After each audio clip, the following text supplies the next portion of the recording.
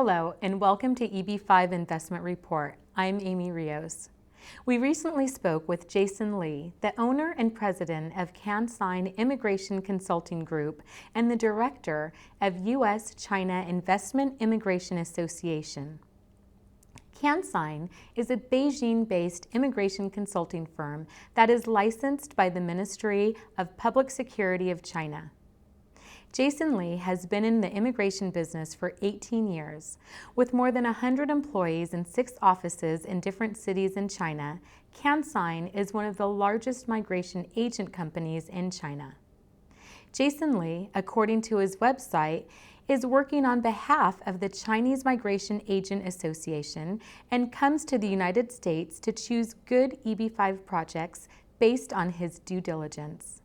The selected projects will be given to all the members of the association to be promoted together in China. The members of the association cover about 60 to 80% of potential EB-5 investors in China. During Jason's interviews, he told us that Chinese immigration broker fees should be included in the private placement memorandums, also known as the PPM, and it is up to the regional centers to disclose payments made to brokers. Jason stated everyone knows what fees are being charged, and he clarified that he would like the EB-5 investors to know everything pertaining to Chinese immigration broker fees. Can you tell us about your consulting firm and what exactly you do for the EB-5 community? Yes, we are one of the Chinese licensed agents in China promoting the EB-5. And since we started around 10 years ago for the EB-5, and we promote many projects in the market. So some of those are already received A29 and get their money back. The majority of those are still in the process and waiting for their A29. They are received the I-526. Now I understand that you're also the director of the U.S.-China Investment Immigration Association. Can you tell us about what your role is in that? Oh yes. In recent year, everybody knows that the EB-5 is a program that every investor has to be at risk. Mm-hmm. So there's no too many, there's no any organization or somebody to monitor all the process. So every EB-5 project go to China, no matter good or bad, but everybody say, okay, I'm the good, I'm the best. And so they go to China to promote their project.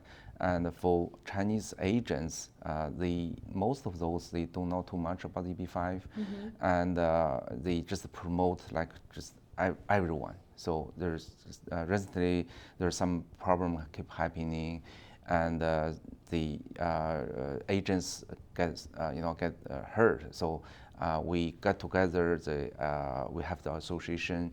Mm-hmm. We think about, okay, how about we just go to U.S. to have someone to make the good project by doing the due diligence, the third-party due diligence, and find the good project. Then we promote together, without worrying any problem. Mm-hmm. So I am on behalf of those people and to come to U.S. to do the due diligence. Do you accompany your EB-5 clients on tours of proposed EB-5 projects?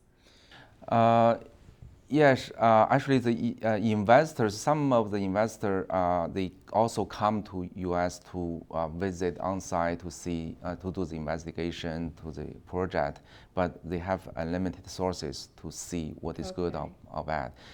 From the company, I spend a lot of time, almost every year I come to U.S. to see many projects, and I have the source of getting all the different information about the background of the project, so we have more knowledge about the EB-5 project. So then we have a lot of investigation, but so far we want to do more detailed due diligence, by hiring the third party to do very professional due diligence. That's including the due diligence before of the project to see if this project have a really solid and a good background and good, very good shape And also, once the project is started, we want to have someone to monitor all the process all through the 5 years period of time, and make sure everything is in a good shape. So the investors don't need to worry about where the money misused or something. Yeah. Now, recently, you were here in California, actually right down the street, for a due diligence workshop that we co-hosted. Can you tell us about that? Yes. Yeah. Last week, I was invited for the conference talking about the that's conferences for due diligence, especially. I was invited to be a speaker talking about in our angle, how we see this due diligence, how that is important. From my point of view, I see, since, like beginning of this year, there's some problem, like a Chicago problem happened, and really get a very, very big impact from the media in China, from the, from the government, from everywhere. Everybody very concerned about the EB-5, and everybody believe, okay, EB-5 maybe is not a good project and is cheating, and they don't say that project is bad. They say EB-5 is bad, Oh, wow. So Yeah. that's very misunderstanding. So that's why we want to save this industry. We don't want to everybody have the very negative impact on the EB-5. Okay, but imagine the China market and they take about 80% of the EB-5 market, right? Yeah. So, but if that keep having the problem in China, have very, very, very negative, image in China. Now it's still a lot of investors. They already think, okay, if they're talking about EB-5, they already have the very bad image. It's EB-5 have a problem. We don't want to do that or something. So this is very bad. So it's actually not. If we have very good and proper due diligence done for the EB-5, it's actually we can control the risk, right? We just fund the good project, make sure everything's go on right. So EB-5, the risk we can find out, so we can avoid all the risk. Okay, so majority of the project, once we do the EB-5 due diligence, we can still find a lot of very, very good, very solid project. So for example, if we have some kind of the like hotel or some real estate project, and we are in the first position, and the real estate have enough collateral so that the investors they don't worry if the the project go failed or something. Once the completion of the project is finished, the job creation, job number is already created, right? So their green card is okay, and their money is also, can get their money back. So we can still find a lot of projects like that.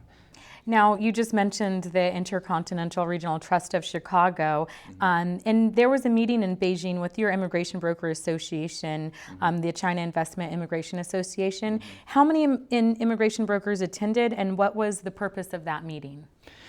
Oh yeah, that meeting we have around 80 or 100 companies get all together, and everybody have a very strong desire to have the risk control. We have to find some way to control the risk. So we talk a lot about this, how we can do this, how we can avoid this problem. So I think the due diligence now is a very hot topic, a very big issue for everybody. So even, I believe every Chinese agents, nobody wants to have, the risk, right? So that's why we talk this, we get together to find a way to avoid this. So that's why I'm here. So come to United States. Spend most of my time to visit the project, go on-site visit, to do the due diligence, to talk to many people. All my role is just to make sure everything go on right. Yeah. Now, going forward with what type of due diligence will the China Investment Association perform in regard to respective EB-5 regional center projects? Yeah, due diligence actually including many aspects. We need to see the immigration part. If the project is okay for immigration, and also for the economy report, if the project create enough jobs, to satisfy the requirement for USCIS, and we also want to check the background of the key operator, the developer, the key person, background check. We don't want to get involved for some project that the operator have the criminal record, right? Yeah. So have the bankruptcy record or something. We don't want to get in that trouble. And we also want to see the good shape of this business. If the business is profitable or not, so we're gonna have to have some other third professional financial analysis to see if this is a good project or not. So all those aspects we need to investigate. So they'll know exactly what's happening with their money and where it's going at every stage of the project. Right, I'll give you an example. That's what I heard some story that there's some project that during the time of processing, they have short of money, for 1 million short. But since that project didn't do any due diligence, and nobody even know, even for the investors, they don't know that. And they have nowhere to get the $1 million, and at the end they fell bankrupt. But if the investor knows that we want to save that business, so we can even add more money or something, to find a way to save it. But since nobody know that, it's for bankrupt, and everybody, the green card is lost and the money is gone. So we don't want to get that happen. So yeah. Now, what type of project feasibility analysis will your association perform to verify that the proposed EB-5 project is financially sound and will have a high probability to obtain financial success? Okay, in this regard, we're gonna have the third-party professional due diligence team. Okay, they have a very much experience, like more than 10 or even 20 years experience for the the financial analysis, and they have the SEC like license or something. So they're gonna do all the due diligence to analyze all the details. For the past few months, I very closely work together with them, and I can see they are very good, and they look at all the details, all the financial, the background, all the data, behind the company or something. So it's a very professional. Yeah, I trust them. Yeah. Okay. Yeah. In your opinion, how important is it that the EB-5 investors know that their investor funds are actually being spent on EB-5 regional center projects versus being paid to consultants or other fees that don't have a direct benefit to the EB-5 financial enterprise? And sometimes the project take, the 80% of the money or 70 or 80% of the money come from EB-5. Majority of the money from EB-5. But look at the EB-5 side, nobody protect EB-5. The EB-5 investors, they believe, okay, I paid a legal fee there. The lawyer fee usually is about 15,000. They think that they hire some lawyer to protect them. It's actually not. That's not the lawyer to protect them. This fee is only for the filing fee. Okay, the lawyer just prepares document and submit the application. That's all. So if you have some problem, you're gonna have to hire some other lawyers to do this. So, but not so far. There's no lawyer to do anything on the investor side. So that's why in our due diligence we add that part. Okay, we have to have an attorney to stand on behalf of the investor and to very closely look at the document. Sometimes when we look at the document, the regional center told us, okay, our project is good on this or that, say a lot of good things, and they promise a lot of things, and actually nobody look at all the details of the paperwork, the legal document. Nobody see it, and sometimes when we see it, it say something else. Yeah. Okay, whatever they promised, never read in the document. So, and this keep happening. Now it's still happening in China. So because most of the agents, they don't know how to read this and somebody even don't understand English. So this is very dangerous. So that's why we want to have the lawyer and very professional, very knowledgeable about EB5 and also all different aspects, and to very closely look at all the documents. Now, Jason, going back to the Chicago case, from reports by the SEC, the developer raised over $11 million in administration fees. Can you tell our viewers what are typical range of administration fees that a regional center charges its EB5 investors?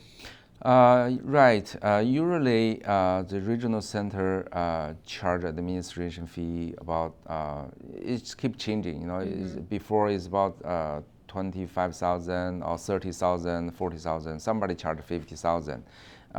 Whatever the fee is, that's for the agents. They gonna share part of the fees go to agent and to help the agent to do the marketing and to promote the project, do the marketing, and that's why somebody calls that funders fee. Finder's fee? Funders fee, yeah. To fund the, it's actually, that's... A finder's fee or funder's fee? Funder, as funders, looking for the money. Yeah, funders fee, yeah, that's, they fund that. So majority of the money is to spend, do the marketing. And that's depend on how much work the regional center wants to involve. And sometimes if they involve a lot of work, help the agents to do the marketing, so they fly over there, do the seminars, do a lot of things. So then they share less the fees to the agents. But sometimes the regional center, if they find a very good the agent in China, they save a lot of time. Even they don't even to go there. They just stay in U.S. I give the fees to you and you promote it, and that's if they really lucky to have to find the good agents in China, then they don't have to worry about. The agent gonna do all the work for them. For our association, we have that capability to do all the marketing in China. So now. We decide, association members, we decide we only promote the EB5 project with the due diligence done. Once I work all the project and finish all the project, the due diligence, and our members in China, they will only promote those kind of project. Okay, once the project have the due diligence done, then we're gonna have a special group for all the process, for marketing and provide the training, and also for the document preparing, because many agents, most of the work for the source of fund gonna prepared by Chinese agent, but different agents have a different level of the quality level is quite different, right? So we gonna have a special group in China and hire very qualified staff in China to prepare all the document together. So we're gonna have a processing center in China. All the paperwork gonna be prepared by our association. Do you feel regional centers should disclose the commissions or fees they are paying to their Chinese immigration brokers, and if so, why? I don't know that. I think probably PPM in PPM part. I don't know if they're gonna disclose or not. This is for the investors. They are understandable on this, and they don't care about these fees. It's because they are willing to get the green card, so they don't care that much. We learned that you do business and live part-time here in Southern California, and you have invested in a regional center that is doing business in Riverside County. Can you tell us the name of the regional center and the type of business it will be promoting, and why you invested in the regional center? No, actually, I don't invest in the regional center. I just know some regional center that we collaborate with them, because they like to fund us to help them to do this. Yeah, so we more like collaboration. Okay. Mr. Lee, how do you feel about developers who want their project to be 100% EB-5 funded and don't want to put any of their money into the project? Okay, actually, we don't like that. We most of the time, I like to have the investors, the developers, the project owner, they put some money there. So the EB-5 money, to be conservative, we want to put the EB-5 like 70% at most. Okay. Sometimes it's very, very good, maybe 75 or 80, but never 100%. So in order to protect the investors, in doing that, actually, it's hard to convince the investors, because if the project is 100% from EB-5, investors, they don't like that, because, okay, you don't put any penny, even though you have that money, and that means you don't have enough confidence for your project, while you use our money, to play your game, So they don't feel that the developer have enough confidence for their project. So we like to have the investor put their at least 10%, or better, 30% is better. So, but our money is, let's say, 70% or even 75%. Yeah, that's range. How much should developers be willing to pay Chinese immigration brokers for putting them in a project? Okay. For the money raised from EB-5, for example, if the investor need 10 million from EB-5, the EB-5 money, 10 million, is actually 100% going to go to the project. Whatever the fees paid to the investors, usually is additional to the 10 million. That's actually paid by investors. So investors pay some additional money for the regional centers, for the Chinese agents. Okay, so that's majority of the fees. But sometimes the fees, if we go for the loan model, we're gonna just like a bank, some interest apply. The interest, of course, is very low compared to the bank, and so some of the interest probably go share with some regional centers or some agents, or even some other cost for some broker or something. So I don't think there's big fees over there. But now, since we also involved the due diligence, the due diligence also charge, that's third party, they also charge some fees. But the fees is actually add all together, still is much cheaper than the bank. So that's why they think the money, the EB-5 money is cheap money. Yeah, that's why a lot of people like the EB-5 project. We have a series of reports from U.S. regional centers that there's extreme competition in China for EB-5 capital. The latest reports are that some brokers are charging in excess of $100,000 for raising $500,000 of EB-5 investment capital, and that brokers want $50,000 down and are asking annual point fees. Would these types of fees be accurate as to how much Chinese brokers are charging today? Are they charging $50,000? $50,000, that's considered high end. Okay. Yeah, now usually about 35, 45, 50 is very high. Yeah. What is the going rate? 40, 45 is normal. Do you think that those fees are high? 40, 45 is okay. That's marketing price. Yeah, but 50, yeah. And also, do you think that these fees should be disclosed to the investors? Yeah, these fees, the investors, they know that this is a management fee or founder's fee or administration fee. Yeah, like we spoke about. Right. All those fees gonna be gonna spend for the marketing purpose. So they know that. Okay. Yeah. Yeah, we had reports that some people, they weren't being disclosed to some investors.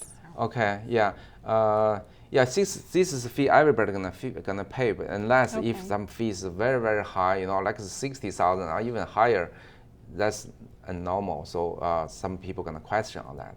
but for the marketing price, it should be okay. Jason, in talking about doing your due diligence, and you mentioned, doing background checks on developers and making sure that they didn't have bankruptcies and kind of a stormy past. If a subcontractor's mechanic liens are filed against an EB5 project for lack of payment, would you have any concerns for the EB5 investors, and why?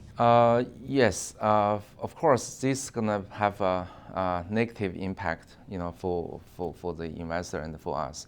For this kind of situation, we are very, very careful to see what's the reason and what's the detailed situation. So we also have the third party to help us to analyze, the reason.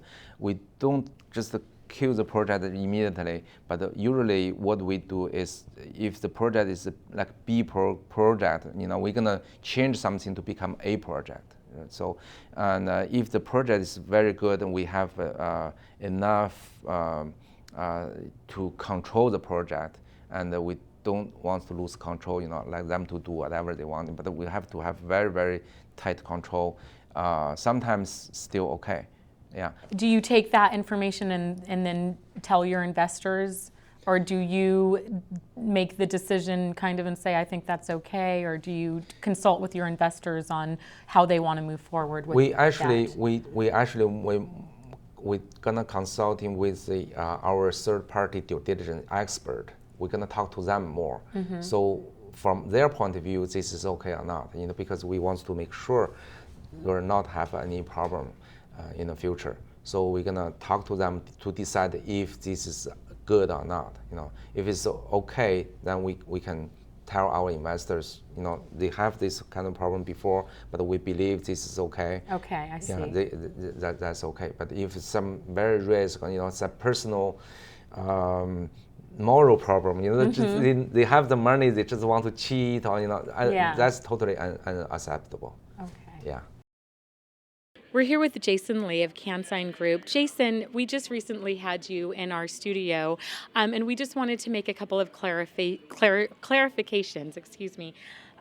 We asked you whether the broker fees being paid to the Chinese immigration brokers by regional centers were being disclosed to their Chinese investors, and we understood you to say you were not sure, but they might be disclosed in the regional center's private placement memorandum, also known as the PPM. Is that correct? Yes, yeah. The PPM is actually prepared by the regional center. They hired a lawyer to prepare the PPM. From what I understand, that they should disclose everything. That's actually up to the regional center to do it. As an agent, we cannot do anything about that. And also, we had asked about that the investors, if they should know the fees that are being paid. Should these fees be disclosed? And your response, you said that some of them aren't that concerned. Can you expand on that? Yes, on the market, actually, everybody knows what the fees everybody charge in this industry. So everybody already agree that the fees, they should pay the fees, in order for them to receive the green card. Somebody don't really care about that. They only care about if they can receive their green card or if they can receive their money back. But maybe somebody care about it. But if they ask this question, from what I know, I like to tell them everything. As a follow-up to some of our recent stories and reports, and as a direct result of the Intercontinental Chicago Regional Center failure, many in the industry believe that SEC is likely to change how the regional center industry does business. The North American Securities Administrators Association, which tracks securities fraud and manages collaborations of state securities agencies, reported EB-5 schemes as one of its top investor threats in 2012. The Financial Industry Regulatory Authority, the largest independent regulator for the securities firms in the United States, is reported to be actively monitoring securities regulatory compliance in the EB-5 program. FINRA is concerned that regional centers are failing to ensure the commissions they pay to migration agents are disclosed to investors. It is believed that regulators will sooner or later require verification of such disclosures to investors. USCIS may want disclosure statements as well as regional center contracts with migration agents provided with I-526 forms, regional center annual reports, or upon investigation. It may be in the best interest of regional centers to take a proactive approach regarding disclosure of agent commissions. While this may be hard for some agents to accept, the government will require it at some point. Some regional centers will be adopting disclosure policies before regulators demand it, and will use it as a positive marketing tactic. I'm Amy Rios for EB5 Investment Report.